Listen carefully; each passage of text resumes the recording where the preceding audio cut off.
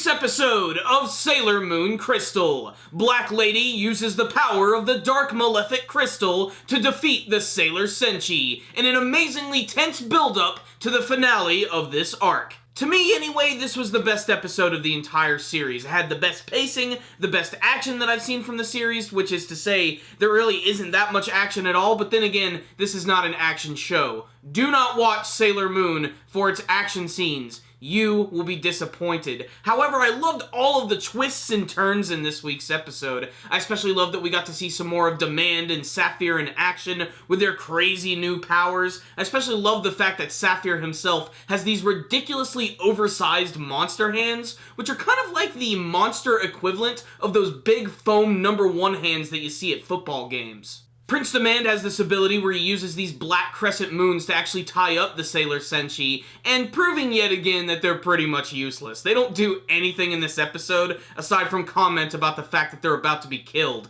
But Sailor Pluto looks like she's going to be more important, and I think this is really awesome, because I want to see more from this character aside from the fact that she's just the guardian of space and time. We even learn in this week's episode that there's a couple of taboos which involve her never leaving this place, never fighting, and never going through time. And she decides to do this, and she decides to leave the cat Diana in its place. And I thought it was really funny, mostly to me, because I was thinking in my head while watching this scene, when Diana the cat actually walked up to Pluto, I thought in my head, why don't you just ask the cat to watch the door for you? And then the next second, the cat actually suggested it. So, it's a pretty sound idea, and hopefully Sailor Pluto will get to do something awesome, maybe show off some more of her cool powers, because, I mean, she's definitely the oldest member of the Sailor Senshi that we've seen. She has a little more experience, but in terms of actually battling, I can't wait to see what she's going to be capable of, especially because they're going to be fighting against the actual planet itself. Yes, Planet Nemesis is actually the true form of Wise Man. That form that we saw before that was all decrepit and had the weird freaky robes making him look like a wizard, that was actually just the after-image corpse of his original form. His actual consciousness has merged with the planet, and he's literally trying to crush everything. While all of this is going on, Sailor Moon is trying to use the power of the frickin' legendary silver crystal to try and negate that. That, again, never works at all. Then, Black Lady takes the legendary silver crystals, both of them, the ones from the past, the future, and then what I think is probably the best twist of the series thus far is that Prince Demand comes to his senses, kills his brother, and then takes both of the crystals for himself, and he's getting ready to touch them together, and if you do that, apparently the universe is done. It's screwed, son. So what's the rundown? On this week's episode of Sailor Moon Crystal, Tension was the name of the game in this week's episode. There were so many great scenes in this week's episode that I think we should have seen earlier. You know, they really should have gotten to this event quicker. What I will say is it definitely paid off in this week's episode. Chibiusa, or Black Lady as she is known now, is incredibly creepy and underhanded, and a villain that you just love to hate. I didn't like her before when she was a good guy, a good character. Now I freaking can't stand her even more. God, I hate you.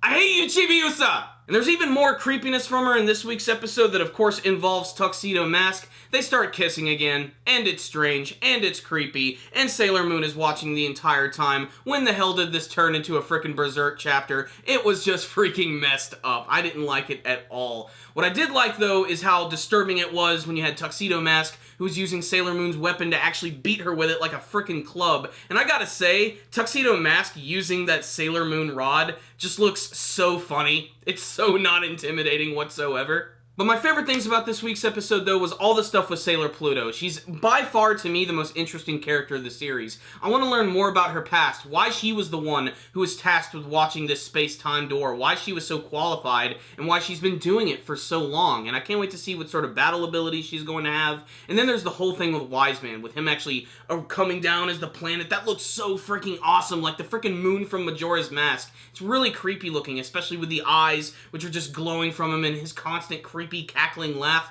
It's really great. And then there's Demand, who, you know, I honestly didn't expect that he was going to be able to break free from this and just start betraying everyone and just getting ready to destroy everyone with him himself. It's a really great twist, and I can't wait to see how they're going to knock those crystals out of his hand in the next week's episode. That's probably what's going to happen. Otherwise, he might just destroy the whole damn universe, and this could be the end of the series, although I know it's not because this is based on a manga series. What I will say is this was a very nice build-up to the big finale of the first season. I'm sure there's going to be much more Sailor Moon Crystal in the future. You guys have told me there's going to be more, so let's just see what they're going to do with this arc right here. What I will say is this one was pretty good. So I'm going to give this week's episode a 4 out of 5. Check it out, Sailor Moon fans. Whether you've been reading the manga or following this anime version, you might see something you like. So I thought this was a pretty good episode with lots of tension, some great action scenes, and some great emotion behind it, and lots of great twists and turns. But what about you guys? Did you like this week's episode? Did you have a favorite moment, favorite character who showed up? What do you want to see from the finale of this arc? Please tell me in the comment section below. Thank you guys for watching my video. Make sure to like it, share it with all your friends, and make sure to subscribe to the channel. That way you can see all of our latest anime and manga reviews and our brand new podcast show, The Powerful Nerdcast. It's pretty frigging awesome. You guys can also follow us on social media.